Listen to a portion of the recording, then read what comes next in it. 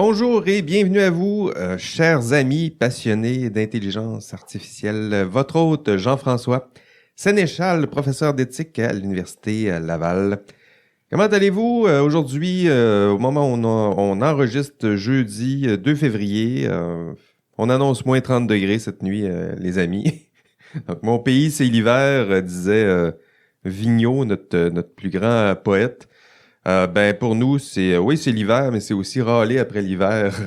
Dans mon cas, c'est ça. Donc, nous, Québécois, c'est ça un peu, là. On se plaint la semaine qui fait trop froid pour aller au boulot, puis la fin de semaine, on en profite un peu. Donc, ça nous ressemble un peu. Donc, on parlera pas de température tout au long de cet épisode, très certainement. On va parler de ChatGPT. Non, on parlera pas de ChatGPT. Moi, je suis un peu tanné. Même si notre épisode ChatGPT, de loin là, notre épisode le plus populaire, en fait, de toute l'histoire presque d'IA Café. Il y a toujours mon épisode d'introduction qui convainc ou ne convainc pas là, les premiers abonnés. Là, donc, c'est lui qui est le plus téléchargé, mais habituellement... mon plus téléchargé, en tout cas, là, je regarderai les récentes statistiques. C'est celui où on a abordé ChatGPT au début de notre premier épisode saison hivernale 2023. Donc, merci à ChatGPT. Hein, faut le reconnaître, là. ChatGPT a beau être un baratineur, il est suffisamment convaincant pour convaincre plusieurs de nos auditeurs de se brancher puis de télécharger leur épisode d'IA Café. Donc, en ce moment, il y a sûrement plein d'auditeurs, d'auditrices qui nous écoutent depuis peu, puis qui rêvent peut-être de nous entendre parler encore de ChatGPT. Puis, vous savez quoi? On parlera pas de ChatGPT cette semaine. Donc, ici, là, ajoutez votre bruit de trombone déçu préféré. Là. Point, point. Je vais essayer peut-être d'introduire un petit son ici. Donc, voilà, ChatGPT, c'est bien, mais on va faire encore une fois nos snobs, boudeurs, hipsters, puis c'est là que vous nous attendez, puis hop, on n'est pas exactement là. C'est notre force aussi, pas toujours être là où on nous attend. Donc, si vous aimez ce thème qu'est ChatGPT, on y reviendra, c'est sûr, en cours d'année, mais en ce moment, tout a été dit. Les saisies d'écran ont tout été publiées, là, donc on en a assez. Puis lorsqu'il y aura du nouveau sur ChatGPT, un nouvel angle, on va en reparler, promis. Cette semaine, je vous propose plutôt de continuer notre enquête sur les enjeux éthiques et sociaux en intelligence artificielle. Je vous propose d'écouter mes collaborateurs continuer cette réflexion entamée la semaine dernière, lors du dernier épisode avec Vincent Clément. Donc, c'est un épisode sur le cinéma et l'intelligence artificielle. D'ailleurs, aujourd'hui, notre épisode, c'est exactement ça, le thème. Donc, retour sur l'épisode, c'est 52. Vous l'avez écouté, épisode 52, cinéma, science-fiction, construction des mythes. Donc, une discussion passionnante avec Vincent Clément. Donc, plusieurs thèmes, plusieurs sujets qui ont été abordés avec Vincent. Mais là, j'ai bien hâte d'entendre mes collaborateurs, collaboratrices, non, aujourd'hui, ce sera seulement des collaborateurs. Bien hâte de discuter avec eux de cinéma, de nos peurs, des mythes, des promesses scientifiques et techno-scientifiques qui se sont incarnées au cinéma. Et ils sont deux aujourd'hui avec moi. Le premier a inventé Skynet dans son sous-sol. Sylvain Munger est là. Bonjour Sylvain. Bonjour Jean-François. Ça va bien? Ça va, on essaie. Tu te cherches un poste de prof, là, hein? Ouais, je suis en démarche, là. J'ai fait une première entrevue hier. On verra bien ce que ça va donner. On se croise les doigts. On se croise les doigts. Donc, si vous êtes dans d'autres universités, vous avez envie d'entendre Sylvain communiquer avec lui. Puis sinon, ça sera ailleurs. Le second, il est là et il est capable de battre HAL 9000 aux échecs. Donc, Frédéric Plamondon est là. Comment ça va, Fred? Salut, ça va? Toi? Yes. Tu vas-tu profiter de l'hiver ce fin de semaine? On annonce moins 30. Là. Oui, je vais en profiter pour avancer dans une couple de projets de rédaction, notamment aussi en acheminant mon propre CV, mon propre dossier pour un poste de prof aussi.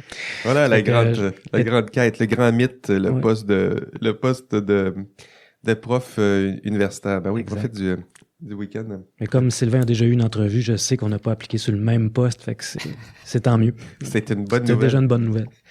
Pas de bagarre, pas de beef sur mon podcast. Pas encore. Ce qui est drôle aussi, c'est que je sais pas si c'est le cas vous, là, mais moi je sais là, dans mon département, ils ont beaucoup de problèmes de pénurie de personnel, mais du personnel administratif.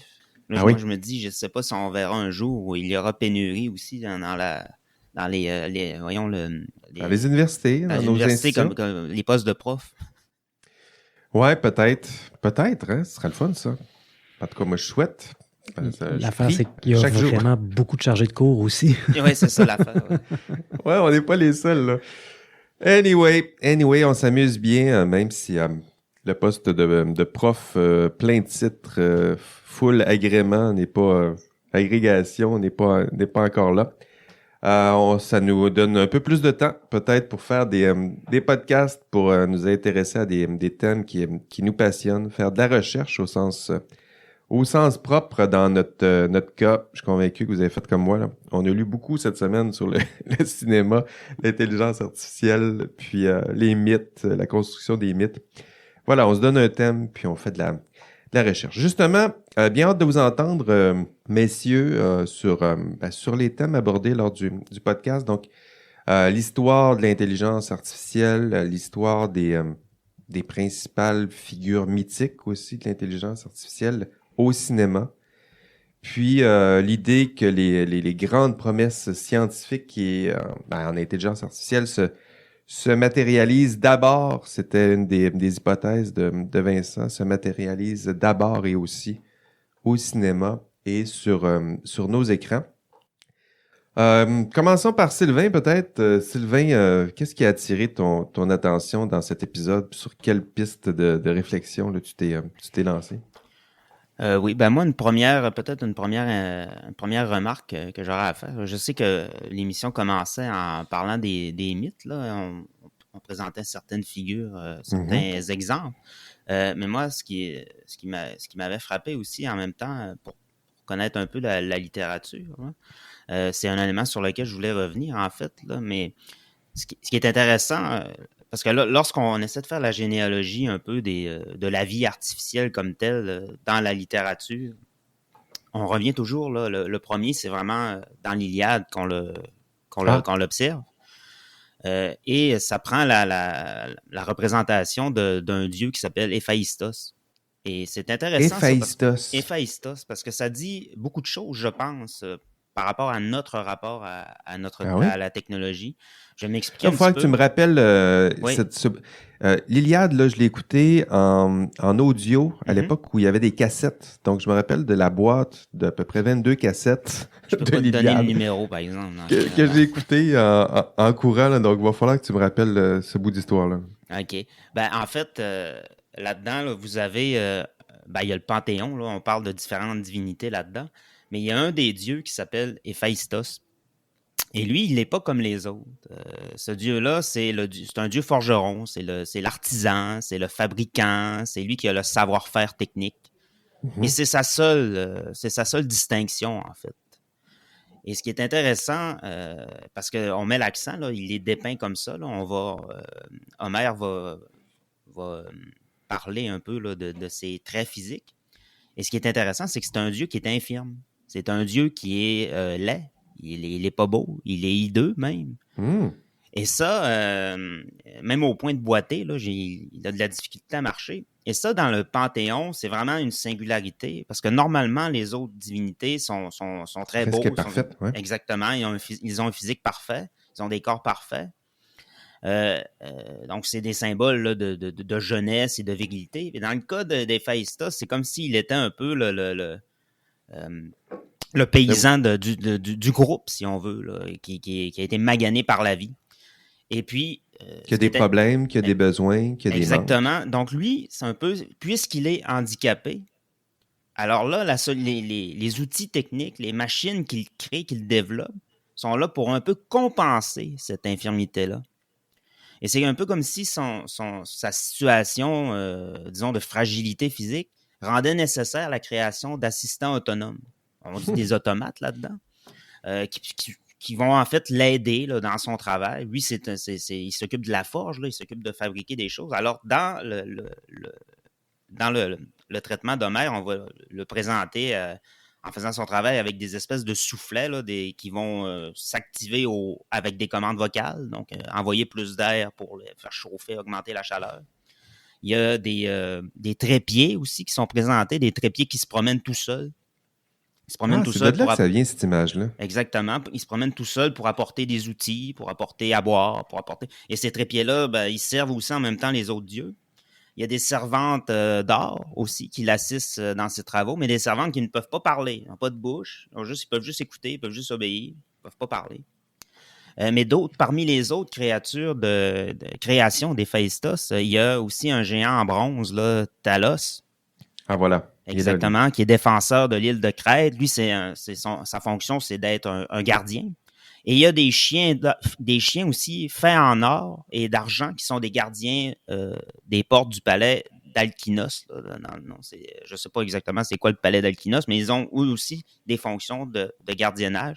Et je fais une petite remarque là-dessus, mais Telos, ce qui est intéressant, c'est que c'était, pendant un temps, ça a été le nom d'un des programmes d'armement de la DARPA, sous Obama, en fait. C'était, ça s'appelait Talos. Talos, exactement. C'était le programme Telos qui visait, en fait, pour Light Tactical Operation Suit. Là, c'était, en fait, c'était d'essayer de créer une armure comme telle. Iron Man, si on peut. C'était comme ça qu'Obama l'avait présenté dans son speech. Il avait dit... on essaie de construire Iron Man, et là, les journalistes étaient partis à rire. Wow, ouais. Mais c'est un programme réel. Maintenant, il n'existe plus sous ce nom-là. Là. Ils l'ont, en fait, c'est souvent ce qui arrive lorsqu'il y a des programmes. Parfois, l'objectif de base est modifié en cours de route parce que les ambitions étaient trop élevées. Mais on a récupéré certains éléments là, de ce projet-là qui, eux, continuent leur développement. Ce ne sera pas un Iron Man, mais ça va être d'autres parties, d'autres morceaux, peut-être un soutien pour le dos, pour porter de l'équipement. Bon, bref. Mais juste tout ça pour dire qu'il y avait une référence directe avec Telos. Et ce qui est intéressant, je vais finir avec Héphaïstos, mais que ces créations-là, c'est leurs matériaux avec lesquels ils sont faits, qui est intéressant, parce qu'ils sont faits en or, en argent ou en bronze, et ils fonctionnent avec de l'ichor aussi, le ichor qui était le sang des divinités des divinités grecques qui leur permettaient de rester éternellement jeunes et immortels. Et donc, justement, ces matériaux-là sont faits du même... C'est la symbolisation de ce que les dieux sont, c'est-à-dire qu'ils sont soit immortels, soit d'une très grande résistance. Et ça, je pense que la symbolique, elle est très, très forte. Wow, c'est vraiment fort, là. Oui. Et ce qui est intéressant, c'est que plus tard, au 20e siècle, il y a un courant anthropologique, en fait, qui s'est développé, qu'on appelle l'anthropologie négative, là, mais c'est pas vraiment le nom. Là, moi, je l'appelle comme ça. Là. Mais vous allez avoir des anthropologues comme Arnold Gehlen, anthropologue allemand. Vous allez avoir aussi, c'est présent aussi, mais un petit peu moins là, chez Leroy Gourand, là, qui est un grand anthropologue français. Vous avez la thèse de la projection organique pour expliquer le développement technique. Autrement dit, là-dedans... La projection organique. Oui, la projection d'organes. Autrement dit, c'est que tous les outils que les humains ont développés servent en fait à prolonger ce que les organes du corps faisaient déjà. Ouais. Par exemple, le marteau est le prolongement du bras, en plus fort, en plus efficace. Et c'est la même chose pour tout le reste. Et ça, ce qui est en fait... Ça s'appelle comment, ça? Leroy Gourand. Non, mais l'expression que tu as utilisée? Anthropologie du manque, d'anthropologie négative. Le prolongement organique, excuse-moi. Prolongement organique, ben ouais, celle-là est assez... La thèse du prolongement organique, c'est ça. Il y a ça, d'ailleurs, ça me fait penser à cette image, avant que je te laisse continuer, dans 2001 Odyssée d'espace, le début, la première scène, là, c'est justement ce début-là de la technique où tu as l'espèce de grand singe qui prend un morceau d'os, puis qui qui frappe avec l'os. Donc, le début de la technologie, c'est là. Puis après ça, tu as une espèce de grand bond temporel. Il lance l'os dans les airs, l'os tournoie, puis il se transforme en vaisseau. En vaisseau. Hein. Puis en même temps, ce voyage-là, donc, ça montre qu'au départ, c'est l'animal. Hein? C'est l'animal qui est dans sa primitivité, qui est dans la nature. Et l'outil lui permet de transcender sa situation d'animal. Donc, il a besoin de l'outil pour devenir autre chose. Oui, il est laid, il est petit, il est fragile, Exactement. il a des manques, puis la technique lui permet de combler ses manques. Exactement. Puis si tu me permets peut-être de prolonger sur ton idée, ce que moi, je trouve intéressant dans 2001, c'est que oui, vous avez ce prolongement-là à travers l'outil, mais ça se continue encore après, parce que plus tard, en 2001, lorsque les humains vont sur la Lune, ils y vont pas sur la Lune, mais sur Jupiter, ils y vont pourquoi? Pour essayer de trouver l'autre monolithe. Et l'autre monolithe mène à quoi? Il mène à une autre transcendance. Et là, ça mène en fait l'idée que l'humanité ne peut pas se sauver elle-même. Elle a besoin dans ce cas-là, d'une civilisation extraterrestre, exactement, pour se transcender. Qui va l'aider à passer aux prochaines étapes. Hein. Mais ça montre en fait la continuité du mythe d'Héphaïstos qui est handicapé, qui est fragile. Très intéressant. Héphaïstos, je ne me rappelais pas de ça. Oui. C'est fou, hein, ces mythes-là, quand tu replonges dedans, on dirait que, je ne sais pas si ça en disait autant à l'époque, mais je veux dire, la richesse, ça fait longtemps qu'on pense, on réfléchit, on discute, on analyse ces grands mythes-là. Il y a vraiment beaucoup de sens qu'on peut en retirer. Oui. Et puis, ce qui est intéressant aussi, c'est que ça a donné naissance à des courants anthropologiques réels, avec les deux anthropologues que j'ai nommés. C'est surtout Galen qui est plus intéressant. Ben, les deux sont vraiment intéressants. Le roi Gourand, c'est vraiment pour l'extériorisation organique. Là. La technique est un processus d'extériorisation ou d'exosomatisation, de reconstruction en dehors du corps des fonctionnalités et des organes organiques, en fait. Et puis, je vais revenir sur Galen, parce que lui, il a vraiment un concept, là, une notion d'être déficient pour qualifier le corps humain comme tel. Il va dire que l'organisme humain, il apparaît, quand on le prend là, dans ses origines, il apparaît infirme et physiquement déclassé à comparaison des autres espèces animales qui sont tous dotés d'équipements morphologiques, soit pour l'attaque, pour la défense, ou de protection et de fuite, c'est-à-dire ils vont avoir des crocs, des griffes ou des carapaces ou des cornes qui vont leur permettre de se protéger, ou de la fourrure. Juste l'image d'un enfant naissant, je veux dire. Oui. Un enfant naissant chez les animaux, il naît puis il part à la course après 10 minutes. Même pas, alors que les enfants humains, après 3 ans, ils ont de la misère à se tenir debout puis à être propres. Et il faut beaucoup de temps aussi pour qu'un enfant humain devienne autonome, parce qu'on poursuit en fait une partie même à passer l'adolescence, là, c'est compliqué encore. Là. Même parfois, c'est plus long que ça un peu. Et donc, étant sans organes spécialisés, il est comme nu et inerme. Là, il est dans une situation de fragilité extrême dans la nature. La nature ne l'a pas doté des organes nécessaires pour survivre dans un milieu hostile. Et là, on revient un peu au mythe d'Épiméthée, en fait. C'est exactement la même chose. Et il va dire que l'intelligence surdéveloppée et l'ingéniosité technique de l'humanité trouveraient leur source dans cette constitution corporelle vulnérable-là. Ce qui pousserait l'humain à faire surgir constamment des moyens exosomatiques, le contraire de ce qu'il est, en fait, de traduire cette fragilité-là en puissance technique. Même chose, on pourrait faire le parallèle avec l'intelligence naturelle humaine aussi, qui est fragile, qui est faillible, qui est limitée. Exactement. Puis tout à coup, on se met à construire toutes sortes d'outils, d'appareils pour nous projeter un peu plus loin. Là. En même temps, je finis là-dessus, c'est que ce qui est intéressant aussi, c'est que ça nous amène en fait aux grandes thèses là, sur le pourquoi que la technique existe. Puis moi, ce que j'ai trouvé en fait, ce qui revient un peu constamment, là, c'est que la soif ou l'ingéniosité ou la curiosité ou l'exploration scientifique et technologique, même si on essaie de le rationaliser, même si on essaie de l'objectiver, ça ne pourra jamais être le cas. Autrement dit, on ne pourra jamais être raisonnable avec la technologie parce que les sources de cette technologie-là sont irrationnelles. C'est basé sur le désir. Et le désir qu'on retrouve constamment, même dans les films dont Vincent parlait dans son épisode, ou dont on va parler aujourd'hui, ces films-là ont toujours souvent un élément en commun, c'est celle de transcender les limites ou les obstacles que la vie humaine impose aux êtres humains, en fait. Les obstacles, ça peut être le corps humain, ça peut être l'espace comme tel, la lenteur à se déplacer, et aussi le temps. Donc ça, c'est des limites, et c'est comme si c'était des éléments qui nous sont imposés dans notre condition, que nous ne supportons pas, ce qui nous pousse à développer des moyens d'essayer d'échapper à cette condition-là. C'est vraiment profond. Écoute, Sylvain, merci de cette belle aventure dans le mythe. Là. J'ignorais à quel point c'était passionnant puis profond. En fait, j'ignorais pas, je le savais, mais ça me replonge dans ces vieux mythes-là. Puis c'est vraiment, vraiment intéressant de replonger ça. Puis voir comment... C'est ça qui est intéressant aussi dans la science-fiction, c'est qu'on reprend ces mythes parfois à leur insu, là, c'est-à-dire qu'il y a ça aussi dans la fiction ou l'art, là, c'est-à-dire ils sont tellement incarnés en nous, ça fait tellement partie de notre culture, notre morale, que c'est là, c'est latent, puis c'est juste d'essayer de créer quelque chose pour que ça émerge de nouveau. C'est intéressant de voir. Et souvent aussi, c'est le mythe ramène, il nous inscrit dans la longue durée. Là. C'est que souvent, on a tendance à dire c'est nouveau, c'est nouveau, c'est nouveau.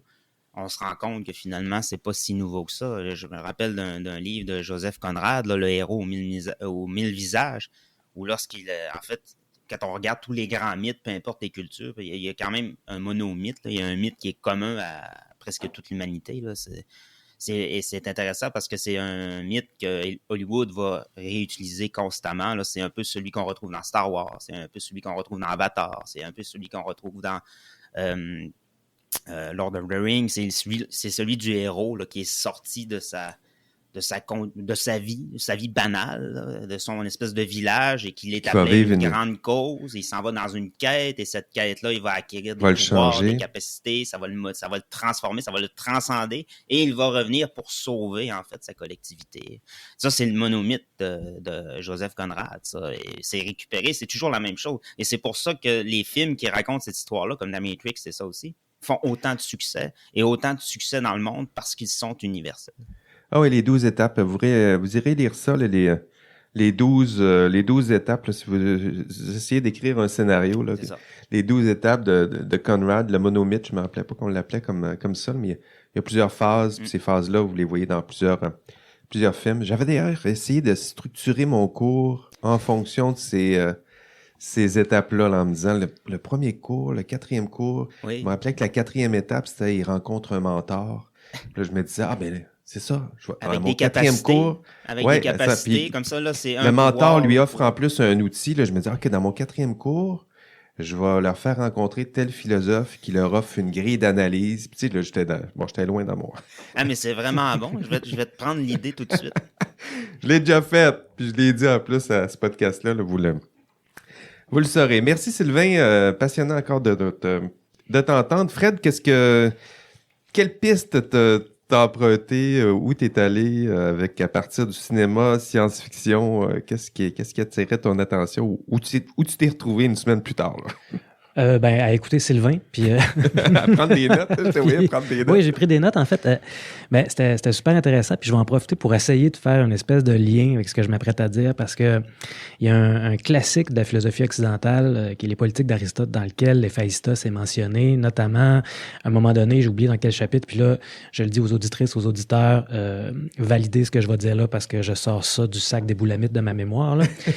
Mais ce passage-là, dans lequel Aristote souligne que s'il y avait si les instruments de musique pouvaient se jouer eux-mêmes et si les bâtisses pouvaient se bâtir elles-mêmes, etc., on n'aurait plus besoin de maîtres ni d'esclaves.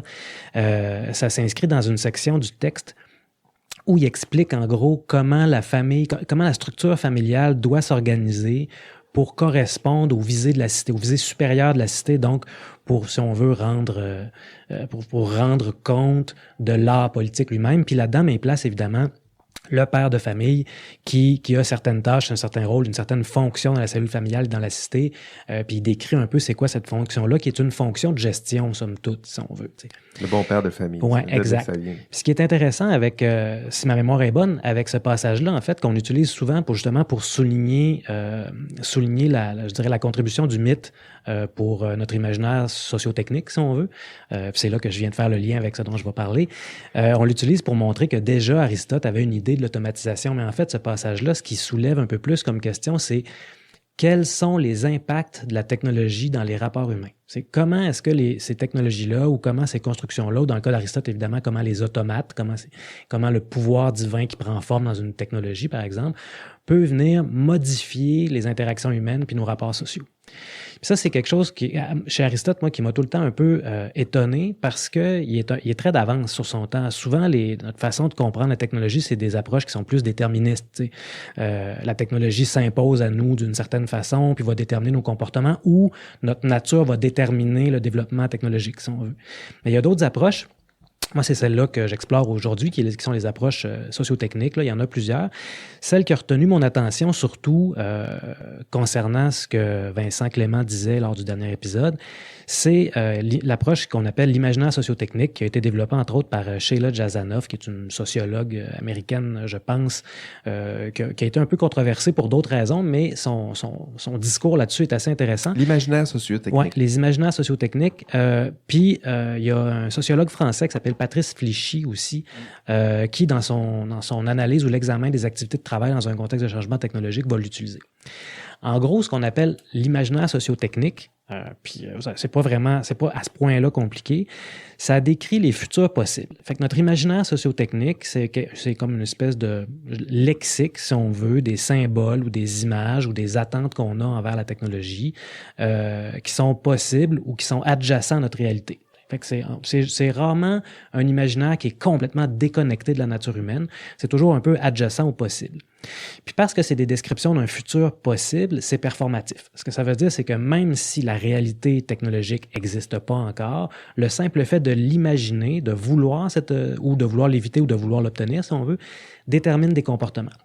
Fait qu'un imaginaire sociotechnique, en même temps, ça décrit les futurs possibles. Donc, ça propose un projet, si on veut. En même temps, ça les crée progressivement. En même temps, ça les crée progressivement parce que ça permet d'identifier les attentes. Ça permet de positionner les interlocuteurs dans le discours aussi, c'est-à-dire que les experts, les expertes vont avoir un rôle privilégié dans l'imaginaire sociotechnique. Ça permet donc aussi de faire des prescriptions sur les projets de recherche qu'on devrait chercher à réaliser, les indicateurs de performance de ces projets-là aussi. Bref, ça sert à justifier toute une construction sociotechnique, éthique, normative, des formes, des directions que va prendre la recherche à travers la construction d'un imaginaire qui, lui, évidemment, touche à plusieurs périodes, plusieurs éléments, plusieurs interactions, plusieurs situations sociopolitiques ou socio-économiques, si on veut. Fait que l'imaginaire sociotechnique, sa particularité, c'est que quelqu'un qui maîtrise l'imaginaire sociotechnique, par exemple la classe politique ou la classe d'affaires, les experts, les expertes, on va obtenir, si on veut, le pouvoir de modeler le développement technique, d'identifier les indicateurs de progrès, puis d'identifier, de souligner l'importance d'y aller aussi, si on veut. Fait que c'est tout un discours. On a ça en ce moment dans le discours, là. C'est très, très présent dans le discours. En fait, en utilisant cette notion-là d'imaginaire sociotechnique, ce qu'on est aussi invité à faire, c'est d'essayer de réfléchir à comment on devrait parler d'intelligence artificielle. Puis quand j'écoutais ce que Vincent Clément disait lors du dernier épisode, je trouvais ça super intéressant puis vraiment important parce que quand on regarde l'actualité sur l'intelligence artificielle, on parle d'une intelligence, on parle de ChatGPT, je sais, on ne voulait pas en parler, je vais en parler pareil. Non, c'est sûr qu'on va en parler. Je vais résister. Mais des modèles linguistiques comme ChatGPT, on dit qu'ils sont intelligents. Hein? Je lisais une chronique dans la presse cette semaine, puis on parlait qu'il y avait des outils qui permettaient de créer des choses. Il y avait aussi à l'émission Moteur de recherche de Mathieu Dugal, que je salue au passage si jamais il est à l'écoute. Il parlait qu'il y avait aussi un modèle comme ça d'intelligence artificielle qui permettait de créer de la musique à partir d'un prompt de texte, si on veut. Ben pour moi, ça pose un problème parce que d'abord, la machine n'est pas intelligente, c'est une ratio-simulation. Il n'y a pas d'intelligence là.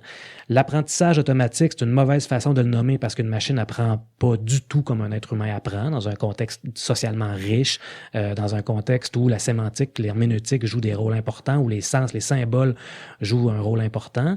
Puis en plus de ça, ces outils-là ne créent pas, ils génèrent quelque chose. En fait, ce qu'ils font, c'est qu'ils prédisent une courbe, une trajectoire statistique. C'est comme on le disait la dernière fois, des perroquets stochastiques. Fait qu'il y a tout notre lexique de l'intelligence artificielle fait d'elle ou construit un imaginaire sociotechnique qui fait d'elle quelque chose comme notre coloc. Alors que ça n'a rien à voir avec ça. Puis cette espèce de confusion-là... Même OpenAI, cette semaine, il y avait un post où il disait... il y avait un sondage Dans quelle mesure trouvez-vous que ChatGPT ressemble de plus en plus à votre ami ou quelque chose comme ça? Je me dis, zéro, là. Zéro. Puis en plus, ils ont publié une espèce de tweet à un moment donné. C'était... on les salue. Oui, c'est sûr qu'ils nous écoutent. D'ailleurs, j'aurais quelque chose à dire à propos de ChatGPT+, puis la commercialisation du commun, mais on va garder ça pour un autre épisode. Ah oui, ouais. Il va falloir payer. Préparez-vous. Oui, c'est ça. En tout cas, peu importe. Mais il disait qu'il y avait ChatGPT avait co-signé un article en co-auteur, alors que ChatGPT peut pas être auteur, ça n'a pas d'intention communicationnelle. Mais tout l'imaginaire sociotechnique autour de ça lui prête des intentions communicationnelles. Puis ça vient modifier notre façon de le comprendre, notre façon d'envisager les interactions avec le développement technologique. Ça donne aussi beaucoup d'autorité aux experts et aux expertes en IA, par exemple. Ce qui fait que le travail de Vincent Clément à ce sujet-là me semble vraiment d'une grande importance parce que ça pourrait nous permettre de mieux comprendre comment cet imaginaire sociotechnique-là a été formé.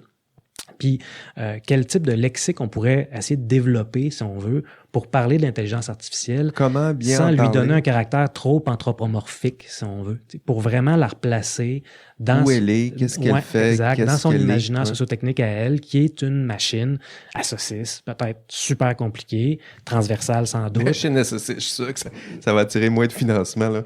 C'est juste une grosse machine à saucisse. Ratio simulation, c'est une expression que j'aime bien, mais encore là, c'est pas très hype. Bref, il faut réfléchir à l'imaginaire sociotechnique autour de l'IA pour essayer d'essouffler la balloune, si on veut, le hype autour de ça.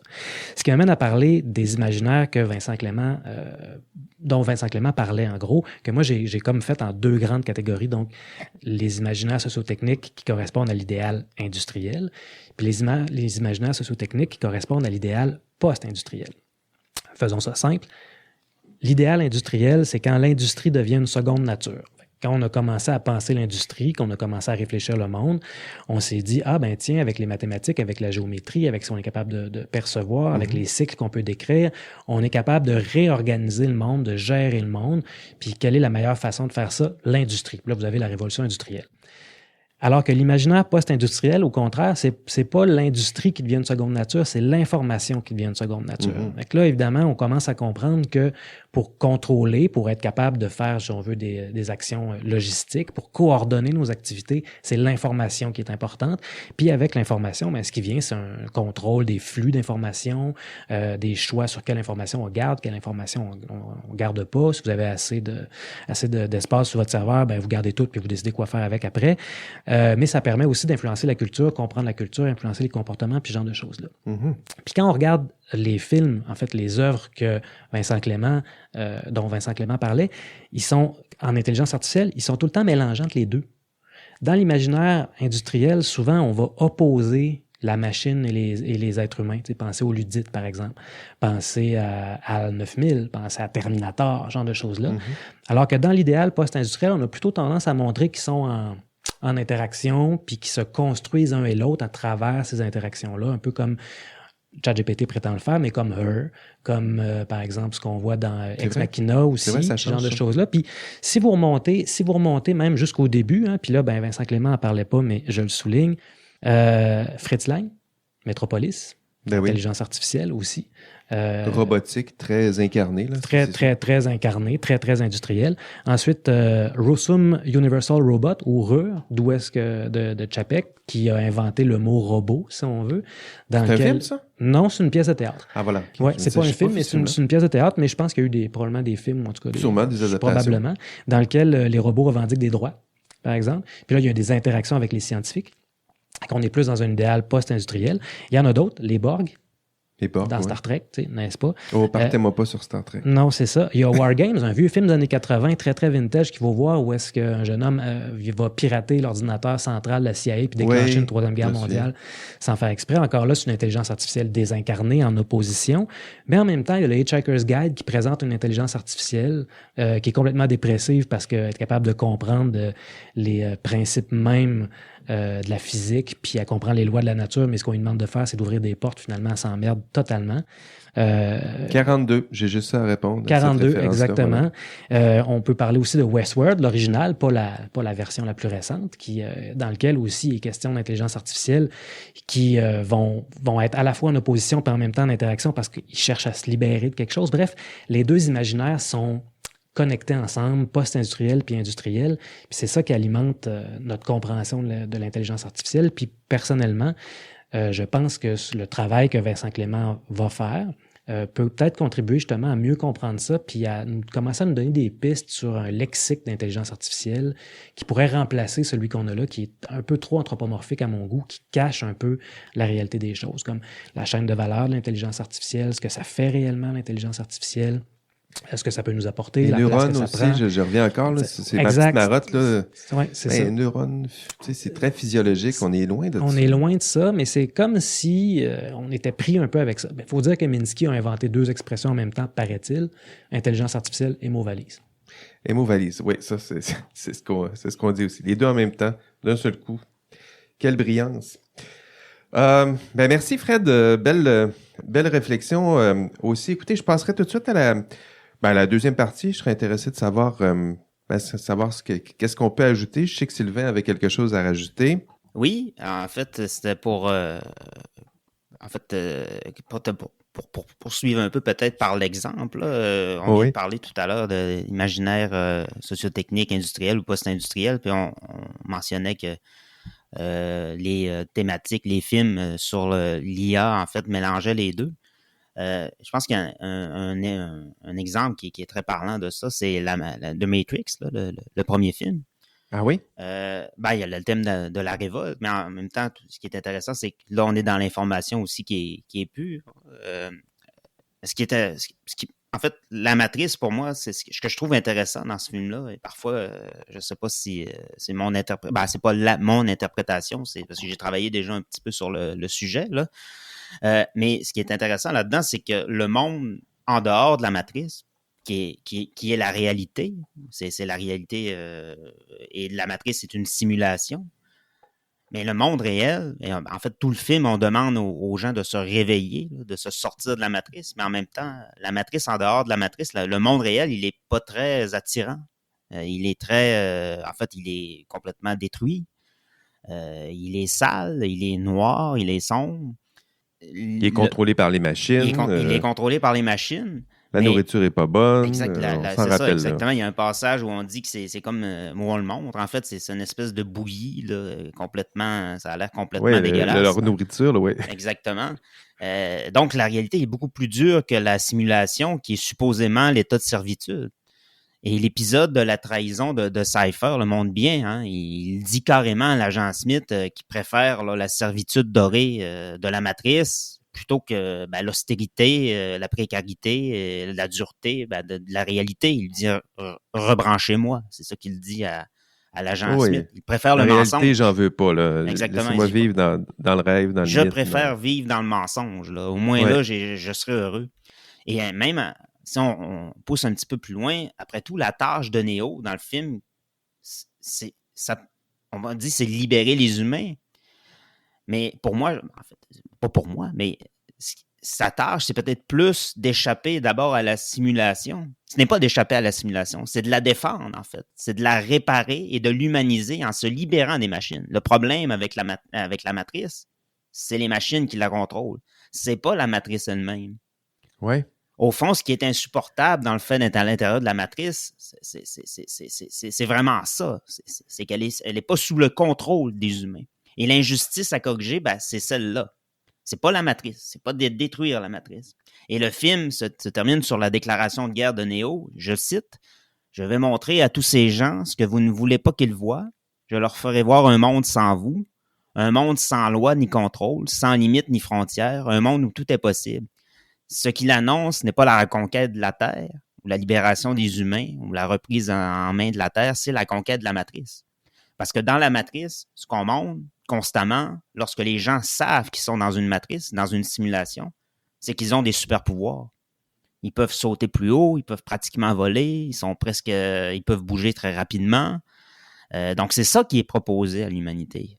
Et le problème, c'est juste qu'ils n'ont pas le contrôle. Donc, c'est un peu ce que je voulais dire dans la poursuite de ce que j'avais dit tout à l'heure, dans le désir de se transcender son existence. La matrice, c'est un bon exemple. Si on pourrait juste vivre dans la matrice, mais tant qu'on la contrôle, ça serait parfait. Et d'avoir le contrôle. Donc, exactement. Pas d'être contrôlé par la machine, mais de reprendre le plein contrôle sur cette technologie-là. Donc ça revient dans les mythes, la perte de contrôle sur la technologie. Donc, tu avais terminé, Oui. Sylvain? Moi, de mon côté, ce qui m'a attiré sur, ce qui a attiré mon attention sur, j'ai réécouté l'épisode, puis à discuter moi, je suis un grand fan de cinéma. J'ai un de mes garçons qui est en cinéma autour de la table, souvent sur l'heure du souper. On écoute des trames sonores, puis on essaie de redécouvrir c'était dans quel film. Puis, je les ai tous vus, ces films-là. Puis la science-fiction, je parlais de Star Trek, les séries de télé de science-fiction. J'aime ça aussi, j'en mange. Puis c'est intéressant quand on s'intéresse à un sujet, donc comme l'intelligence artificielle, ça aussi, j'en mange. Puis c'est intéressant de voir comment ça se manifeste au cinéma. Puis, bon, il y a plusieurs incarnations, mais c'est intéressant de constater à quel point la science-fiction prédit parfois exactement le futur. Puis, comment des fois la science-fiction fait complètement patate, fait complètement dans l'erreur. Donc, je parlais un peu plus tôt de mon film préféré, 2001 Odyssée de l'espace. Puis la façon dont l'intelligence artificielle est incarnée, justement, peut-être pas incarnée, désincarnée, c'est un peu ça. Là. C'est-à-dire que là, j'ai l'impression qu'il cible exactement à quoi ça ressemble, c'est-à-dire que on pense à HAL 9000, donc pas de corps. C'est juste un énorme outil de surveillance ou d'interaction qui est là. Donc, c'est pas un robot intelligent humanoïde, c'est juste un système informatique, sophistiqué. C'est assez simple, ça. Ça gère tout. Ils sont dans le vaisseau, ça gère tout.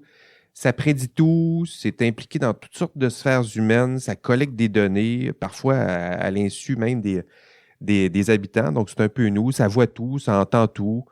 Ça fait la discussion, ça divertit les astronautes, ça contrôle le vaisseau, ça assure la sécurité. Donc, ça ressemble un peu à ça, l'intelligence artificielle. C'est pour ça que je dis que dans un même film, on a les deux. Là. Donc, ça me semble que ça incarne exactement ce que je constate là, depuis le début de notre enquête sur l'intelligence artificielle. Puis, il y a d'autres moments où les représentations de l'intelligence artificielle sont complètement à côté de la traque ou dérapent, puis là, versent vraiment dans le mythe. Il y a toujours ce moment-là. Puis le fameux moment dans 2001 de l'espace où l'IA, donc HAL 9000, lorsqu'il perd les pédales. Là. Donc, il y a un moment là, très clair où il condamne le pauvre Dave là, à mourir un peu à l'extérieur. Mourir totalement à l'extérieur du vaisseau où on se rappelle de Dave là, qui parle, il est à l'extérieur de la navette, puis il dit « ouvre-moi la porte. » Puis Hal répond pas, puis à un moment donné, il dit juste « Désolé Dave, je vais pas faire ça. » Puis là, donc ce moment-là, là, ce moment où la machine se rebelle, c'est toujours un élément, un moment très important dans la science-fiction. Mais là, c'est là où je dis que ça dérape un peu, ça verse dans le mythe. C'est-à-dire que ces moments-là me semblent assez loin de ce que je constate en intelligence artificielle en ce moment. Donc, en même temps, je le sais que ce moment-là, hein, c'est ça la singularité. Là. C'est le moment où on est témoin de la naissance d'une nouvelle forme de vie d'intelligence artificielle. Ce moment-là est toujours passionnant, puis ça nous fait peur. Donc, c'est cette belle vieille peur là, de la perte de contrôle, mais en même temps, on se réjouit un peu de ce même moment-là, c'est-à-dire qu'on rêve, c'est peut-être là, justement le mythe là, de la création divine, où on rêve de ce moment où on serait capable de créer à partir de rien, c'est ça l'intelligence artificielle. Ce moment-là où elle se libère, donc à ce moment-là, on aurait réussi à créer quelque chose de nouveau, une nouvelle intelligence à partir de rien, puis une nouvelle intelligence qui est capable de se libérer, donc de déterminer elle-même sa propre mission, puis au-delà, au détriment de ses créateurs. Oh, ça sonne. Oui. Open the pod bay doors, Hal. I'm sorry, Dave. I'm afraid I can't do that. Ah! Il est de retour. Donc, ce que je disais, c'est en même temps, ce moment-là de singularité, ça nous réjouit aussi. Donc, c'est le moment de la singularité, ça nous fait peur, puis ça nous réjouit en même temps parce que c'est le moment où on aurait peut-être réussi à créer, voilà, enfin, une nouvelle intelligence artificielle, un nouvel être qui est libre, qui est un peu comme nous. Donc, ça fait peur, puis en même temps, on s'en réjouit. Donc, c'est ça les mythes. Vous, est-ce que vous la voyez, cette singularité-là, depuis le... On en parle, toutes les fois qu'on parle d'intelligence et de science-fiction, ce moment-là de la singularité, est-ce qu'il y a, on a fait plusieurs enquêtes, pas plusieurs enquêtes, plusieurs entrevues qu'on a avec des experts du domaine. Sylvain, tu la vois-tu? Tu le vois-tu, cette singularité-là? Est-ce que ça se peut ou carrément c'est un mythe qui est là, on nourrit la bête peut-être, là?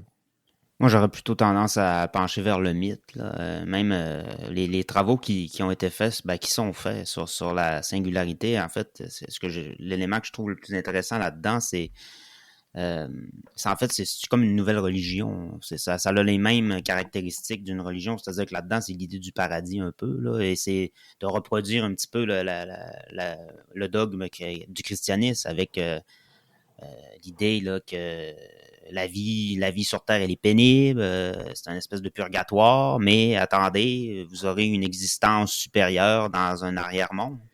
C'est un peu, je rejoins un petit peu la question de l'Apocalypse, là. Je sais que Gérassi, là, je sais pas comment il prononce son nom, là, mais qui a fait des travaux justement où il montre que la singularité est tout simplement une sécularisation du mythe chrétien de l'Apocalypse, de la vie, du paradis, en fait. C'est un nouveau paradis. Mais par rapport à ce que tu disais, j'aurais peut-être une autre interprétation de Hal dans 2001, l'Odyssée de l'espace. Évidemment, il se met à tuer son équipage, mais il le fait quand même pour conserver la mission. Oui, donc, c'est ça, c'est comme ça qu'il... Exactement, on l'a programmé pour faire quelque chose. Et là, dans ce mandat-là, les humains deviennent un obstacle à sa mission. Mais le parallèle peut-être à faire qui serait intéressant, c'est lorsqu'on parle d'éthique de l'IA, justement, ça c'est présent dans le livre de Bostrom. Il dit, si vous donnez, par exemple, vous programmez une super intelligence à construire des épingles, elle va faire ça, elle ne s'arrêtera pas. Et s'il faut qu'elle commence à démonter des corps humains pour produire des épingles ou de détruire la Terre pour produire les épingles ou même éventuellement de transformer l'entièreté de l'univers en épingles, elle va le faire. Et il n'y a rien qui va l'arrêter. Et donc là, je pense que l'exemple de Hal est un bon exemple là-dedans. Là, il y a un problème d'alignement, en fait, parce qu'on a oublié de programmer, de protéger l'équipage aussi. Et toujours de prioriser la survie de l'équipage au détriment de la mission. Là, on a mis l'accent sur la mission et c'est ça qui amène... C'est vrai, c'est intéressant. Puis c'est le contraire de mon interprétation, c'est-à-dire que moi, je me dis, c'est le moment de singularité où l'intelligence est là, elle prend sa propre autonomie, elle est libre, alors que toi, ce que tu dis, c'est non, il est vraiment pas libre, là. Non, il est encore esclave de sa programmation. Ouais. C'est juste que là, ça donne que les humains meurent à travers ça parce que c'est des obstacles. Il dit, il faut que je poursuive la mission. Là, vous voulez m'arrêter, j'ai eu un dysfonctionnement, j'ai fait une erreur. Mais je peux pas. Ma mission, c'est ça. Donc, vous m'empêcherez pas de faire ma mission. Très intéressant, très intéressant. Vous irez revoir ce film-là. Il y a beaucoup à dire et à penser. Il y a peut-être une petite chose à ajouter aussi vas-y. sur la question de la révolte, parce que ça, c'est intéressant. On en a parlé tout à l'heure avec le livre, la pièce de théâtre là, de Capek là, sur les robots. C'est parce qu'en même temps, on parlait d'Aristote tout à l'heure, mais il faisait une distinction, Aristote, entre les esclaves naturels et les esclaves qui étaient devenus esclaves, en fait. Donc, il y a les esclaves qui étaient nés esclaves, et les esclaves qui l'étaient devenus parce que soit ils n'avaient pas payé leurs dettes, il y avait eu une guerre, puis ils s'étaient retrouvés comme butin de guerre. Donc, et parfois, vous aviez des gens là-dedans qui avaient des hauts statuts, là. Vous aviez même des anciens des philosophes qui se sont retrouvés en situation d'esclavage. Et il expliquait que la peur que les maîtres avaient, c'est avec les esclaves qui n'étaient pas nés esclaves. Parce que là, eux, ils avaient déjà connu une condition de non-servitude. Et c'était toujours un potentiel révolutionnaire parce qu'ils avaient, disons, la conscience. Ils avaient déjà eu la conscience du maître. Et c'était des maîtres contre lesquels on avait retiré une liberté. Et ça, c'était extrêmement dangereux. Et dans les mythes de soulèvement de la machine contre l'humanité, c'est ça qui revient parce qu'on associe la conscience ou la raison au fait que nous, on n'accepterait pas la servitude parce que nous avons une conscience, nous avons la raison.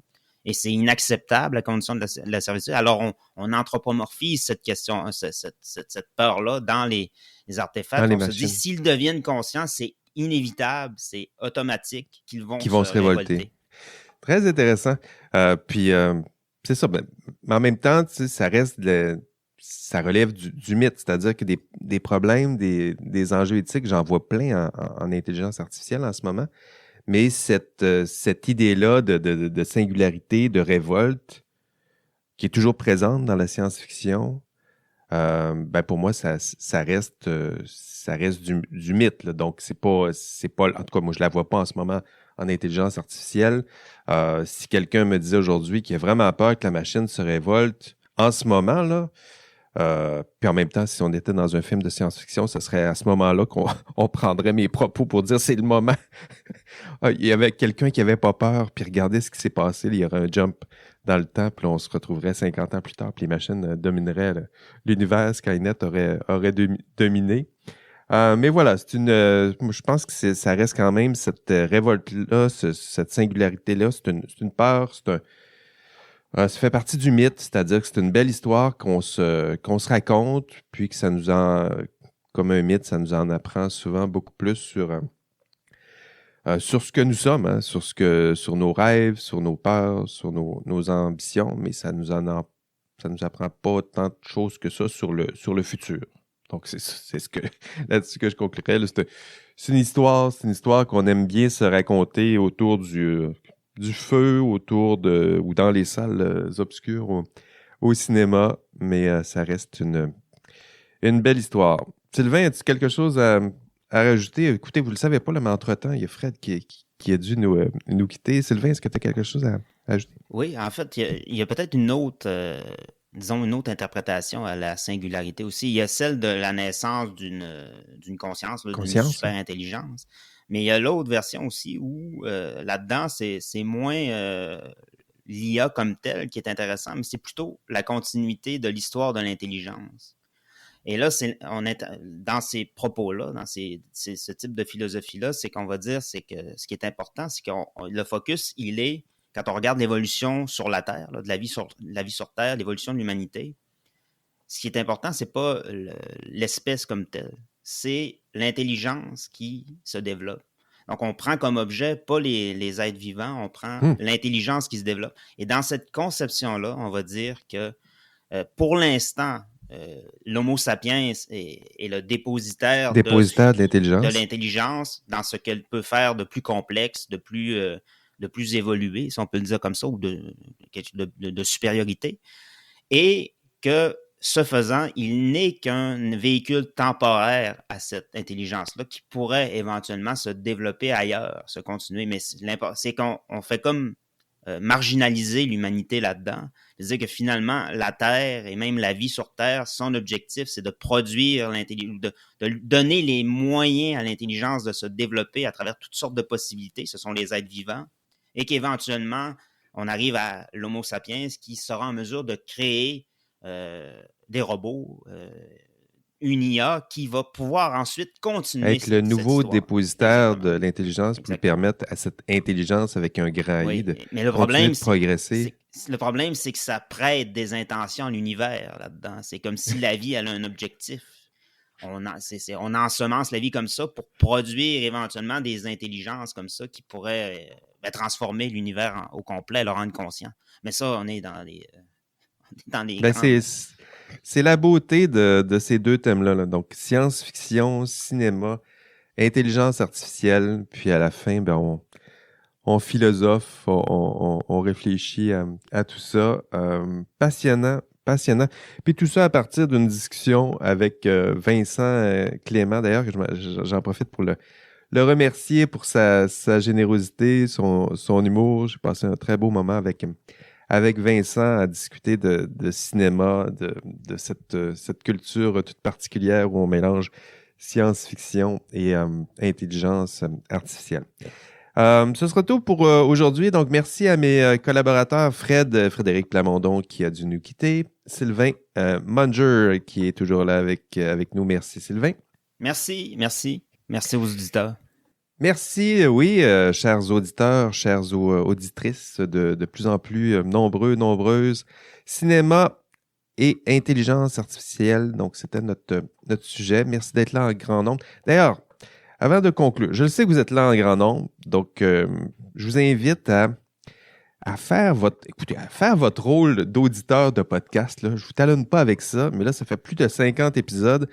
Puis, je vois, écoutez, je le vois, le nombre de nos abonnés, je vois les données. Ça ne cesse de grandir pour un produit original, rigoureux le plus possible. Ça dépend du temps qu'on a pour préparer tout ça. Mais on le fait avec un grand sérieux. C'est gratuit. Il n'y a pas de pub. J'ai pas l'intention de m'abonner à ces systèmes-là. Là. C'est pas quelque chose que j'aime non plus quand j'écoute des podcasts avec des mauvaises pubs. Donc, je vous le demande. Allez, je sais pas, allez commenter, allez noter notre podcast, pourquoi pas. Allez commenter sur les réseaux sociaux. Des fois, vous voyez passer nos publications. Faites juste un like, un partage, parlez de nous. Parlez-en dans vos activités ou vous parlez d'intelligence artificielle dans une discussion. Mentionnez tel épisode, pourquoi pas. Puis allez nous mettre un 5 étoiles parce que c'est ça qu'il faut faire aussi. Allez nous mettre un commentaire là, vraiment trop dithyrambique et faussement flatteur comme les commentaires sont. Puis partagez, commentez, parlez-en. Puis c'est le jeu. Donc vous le connaissez. Je vous le répéterai pas je sais qu'il y en a qui font ça là, à chaque épisode. Partagez, blablabla. Je le ferai pas, mais je vous le dis là parce que je le sais que vous êtes très nombreux en ce moment à nous écouter. Donc jouez votre rôle un peu, vous le savez. Puis faites votre part. Puis on fera la nôtre. Plusieurs beaux sujets à venir. Ça s'en vient cette saison. Donc, bientôt, vous allez voir, on a un dossier sur la ville et la numérisation des villes avec l'intelligence artificielle, les enjeux environnementaux et l'intelligence artificielle. Gros dossier, ça s'en vient aussi. D'autres invités, bien hâte de les recevoir. D'autres sujets, toujours en intelligence artificielle. Les enjeux sociaux, éthiques, techniques, juridiques importants. Peut-être ChatGPT, si vous êtes bien fine et bien fin. Voilà. Sinon, on se revoit au prochain épisode. Et d'ici là, on rêve peut-être de moutons électriques. Allez, bye bye.